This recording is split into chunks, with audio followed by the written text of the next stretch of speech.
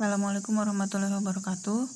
Tutorial yang ketiga untuk teknologi sediaan steril adalah pembuatan infus ringer laktat.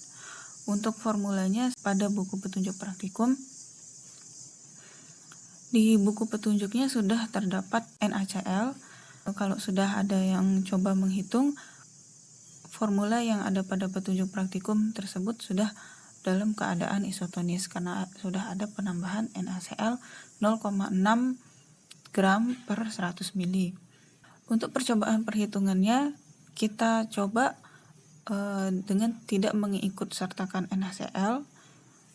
Jadi yang dihitung adalah Na laktat, KCl, CaCl dengan volume 100 ml. Yang pertama, tetap kita menghitung apakah pada formula tersebut sudah isotonis, hipertonis, atau hipotonis dengan cara rumus tekanan osmosa. Untuk rumusnya adalah gram per liter zat terlarut per BM zat terlarut kali 1000 kali N atau jumlah ionnya. Jadi untuk menghitungnya, yang pertama kita cari untuk masing-masing komponennya BM, kemudian N-nya, kemudian ubah dari formula tersebut yang sebelumnya dalam bentuk gram per 100 ml, kita ubah menjadi gram per liter. Kemudian cari miliosmolnya masing-masing, kemudian dijumlahkan.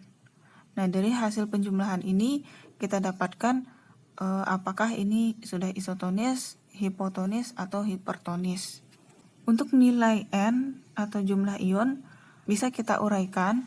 Jadi jumlah ion yang dimaksud adalah berapakah ion yang terbentuk pada masing-masing komponen yang ada di dalam sediaan infus ini pada saat kontak dengan air.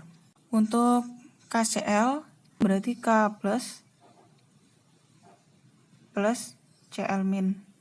Jadi N-nya adalah 2. Untuk CaCl berarti Ca2 plus 2 Cl min. Jadi ada 1 plus 2. Jadi ada 3. Kemudian NaC3H5O3, N-nya ada 3.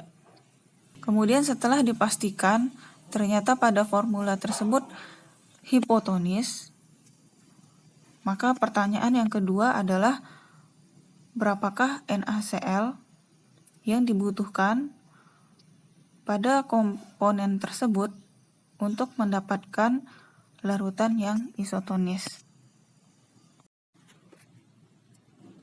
Untuk mencari jumlah NaCl yang dibutuhkan pada komponen tersebut, kita dapat menggunakan rumus faktor disosiasi karena memiliki komponen lebih dari satu.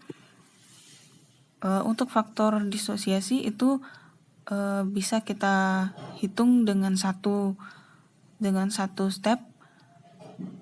Jadi FA, MA, A, FB, MB, B, dan seterusnya tersebut itu berdasarkan jumlah komponennya. Kalau jumlah komponennya ada 3, berarti penambahannya sampai 3 komponen, yaitu A, B, C. Nah, nanti kalau komponennya lebih dari 3, misalkan 5, berarti di sini ada penambahan untuk D dan E, dan begitu seterusnya. Untuk perhitungannya, kita tentukan dahulu untuk masing-masing komponen ini nilai F-nya berapa. Jadi untuk mencari nilai F-nya itu ada 3 kemungkinan. Apakah zat tersebut tidak terdisosiasi, kemudian merupakan basa atau asam lemah, kemudian merupakan basa atau asam kuat atau bentuk garam. Nilai F-nya itu sudah ada pada buku petunjuk praktikum. Untuk natrium laktat masuk dalam bentuk garam, jadi nilai F-nya adalah 1,8. Kemudian untuk KCl termasuk dalam bentuk garam, jadi F-nya adalah 1,8. Kemudian CaCl2 nilai F-nya adalah 1,5. Untuk mencari sifat dari masing-masing komponen ini bisa dicari di beberapa literatur. Apakah masuk asam atau basa lemah atau kuat atau dalam bentuk garam. Kemudian untuk BM-nya itu sudah ada. BM-nya sudah tercantum dalam data yang kita cari sebelumnya.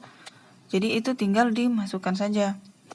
Nah, untuk nilai MH, FH, nilai MH per FH itu sudah ada ketentuannya, yaitu 32. Jadi H itu adalah zat pengisotonis. Untuk NaCl kita pakai 32. Tinggal dimasukkan saja angka-angkanya dan dicari berapa hasil perhitungannya.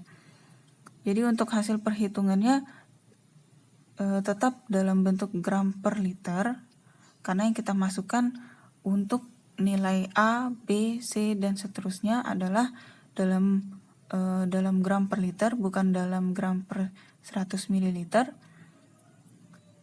Nah, untuk hasilnya nanti disesuaikan dengan volume yang ada pada formula. Jadi kalau di formulanya 100 ml per 100 ml, tinggal diganti gram per liter menjadi gram per 100 ml.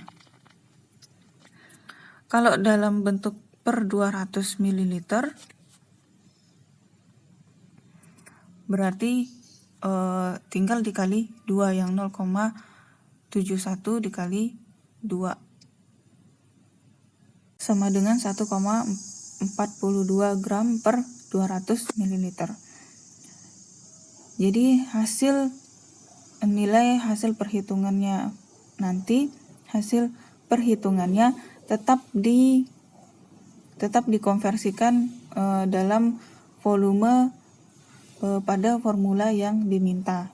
Kesimpulannya adalah NaCl yang dibutuhkan pada komponen tersebut sebanyak 0,7 gram per 100 ml. Kita coba dengan rumus yang lain, misalkan pada rumus ekivalensi NaCl.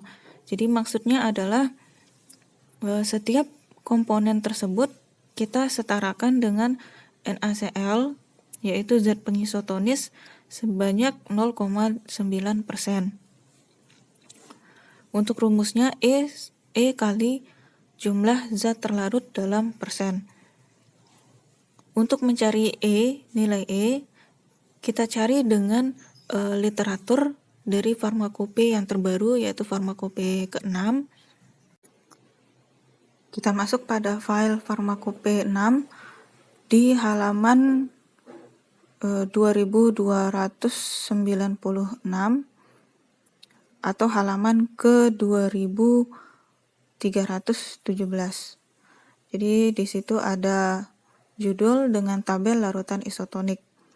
Maksudnya adalah setiap komponen itu memiliki kesetaraan isotonik dengan NaCl 0,9% atau NaCl dengan titik beku 0,52.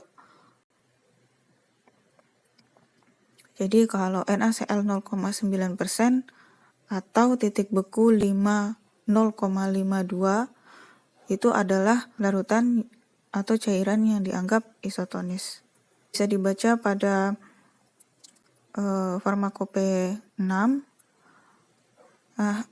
Sebagai contohnya kita cari natrium laktat, itu kesetaraan dengan NaCl 0,9% atau titik beku 0,52 itu adalah berapa, tinggal kita cari. Nah, ini ditemukan natrium laktat pada kadar yang mendekati kadar pada formula.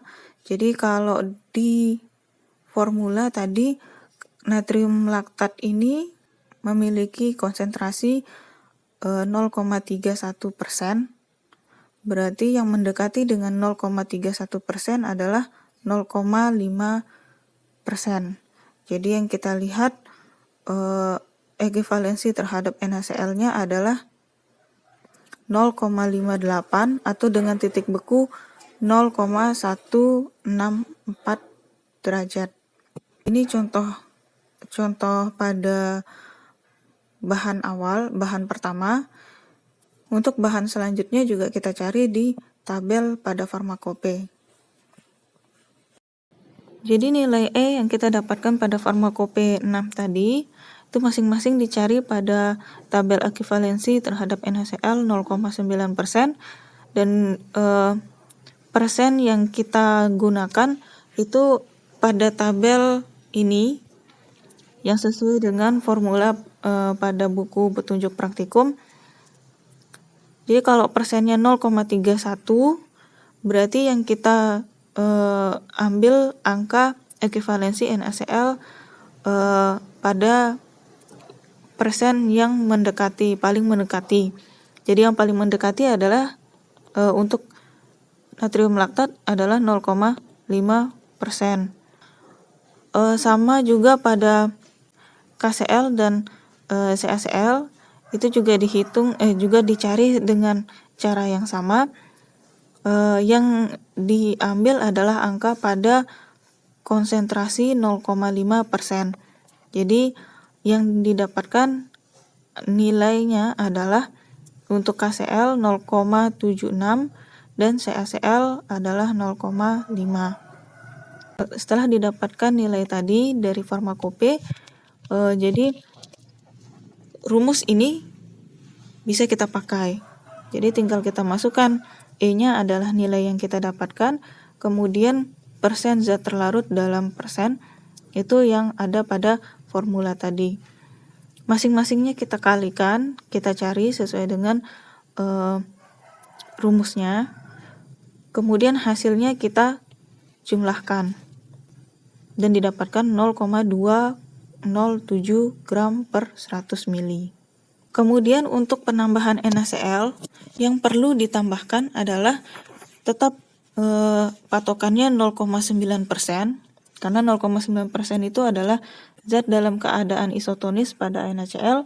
Untuk larutan sebelum ditambahkan NaCl, kesetaraannya adalah hanya 0,207 gram per 100 ml. Jadi yang perlu ditambahkan untuk mencapai 0,9% adalah tinggal dikurangi menjadi 0,693%. Nah, ini dikira-kirakan sekitar 0,7%. Ingat kalau dalam nilai persen berarti per 100 ml atau per 100 gram. Hasil akhir dari masing-masing nilai yang kita dapatkan, ingat tetap harus disesuaikan dengan volume dalam formula. Kemudian untuk penimbangan bahan tetap dengan cara seperti tutorial awal, setiap bahan kita tambahkan 10% karena ada proses penyaringan. Karboadsorben tetap kita gunakan 0,1% dengan penambahan 10%. Dan hitungan NaCl bisa kita gunakan sesuai dengan formula 0,6 gram atau sesuai dengan hitungan kita 0,77 gram. Jadi keduanya sama-sama memberikan kecukupan NaCl dalam keadaan isotonis pada formula tersebut. Untuk cara kerjanya sama dengan tutorial sebelumnya pada pembuatan injeksi. Jadi awal-awal harus dalam proses sterilisasi alat dan bahan dahulu, kemudian baru dispensing, dan dispensingnya harus pada LAF atau laminar airflow. Jadi untuk dispensingnya seperti biasa, karena ada penambahan 10%, maka semua bahan harus dimasukkan ke dalam labu ukur 100 ml, di-add dengan aqua pro injeksi sampai tanda batas 100 ml. Setelah di-add baru digojok. Setelah digojok baru ditambahkan lagi 10 ml, kemudian disaring sampai benar-benar jernih. Setelah disaring, disterilisasi dengan autoclave dengan suhu 121 derajat Celcius selama 15 menit. Kemudian dievaluasi pH, kebocoran, atau ada tidaknya partikel, dan kejernihannya. Sama tambah satu lagi, volumenya. Jadi botol tempat sediaan infus tersebut harus selalu ditara terlebih dahulu. Jadi ditara 100 ml, kemudian dilihat keseragaman volumenya kira-kira sudah melebihi atau kurang dari tanda batas yang telah ditara tadi. Oh ya, untuk penambahan karboadsorben tujuannya adalah untuk mengikat partikel-partikel yang ada pada sediaan. Karboadsorben ini bersifat reaktif. Jadi setelah diikat oleh karboadsorben, kemudian disaring, jadi kotoran-kotoran yang ada pada sediaan tersebut dapat tersaring.